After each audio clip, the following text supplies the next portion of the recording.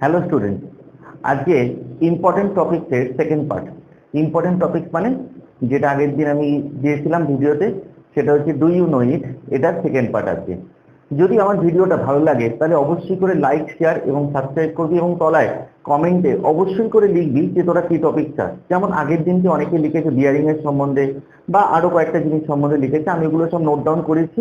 আমি অবশ্যই করে সেইগুলো আস্তে আস্তে নিয়ে আসবো। তাহলে আজকে আছে, আজকে কি টপিক? আজকে হচ্ছে what are the type of welding used in sheep manufacturing, মানে শিপ ম্যানুফ্যাকচারিং এর ক্ষেত্রে কি কি টাইপের ওয়েল্ডিং দরকার লাগে। আমি যেগুলো বলছি সেগুলো বিভিন্ন রকম ইন্টারভিউতেও কিন্তু আসে, ঠিক আছে? এই কারণের জন্য এগুলো একটু জেনে রাখাটা খুব ইম্পর্টেন্ট, এবং সাথে সাথে তোরা খাতাতে একটু লিখে রাখবি, খাতার পেছন দিকে একটু লিখে রাখবি, দেখবি তোদের যে কোনো ইন্টারভিউ পারপাসের ক্ষেত্রেও এগুলো দরকার লাগবে।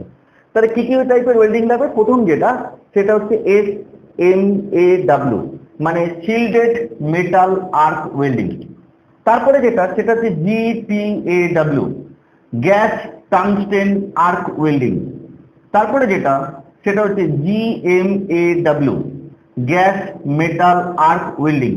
এবং যে কোনো আন্ডার ওয়াটার ওয়েল্ডিং করতে গেলে, মানে জলের তলায় আন্ডার ওয়াটার ওয়েল্ডিং করতে গেলে সবসময় হাইপারবারিক ওয়েল্ডিংটা করতে হয়। তাহলে যদি আমার এই ভিডিওটা ভালো লাগে অবশ্যই করে লাইক, শেয়ার এবং সাবস্ক্রাইব করবি, এবং সাথে সাথে অনেকজনকে ছড়িয়ে দিবি, যাতে কিনা এইরকম টপিক সম্বন্ধে আমি আরো ভিডিও নিয়ে আসতে পারি। তাহলে ততদিনের জন্য ধন্যবাদ।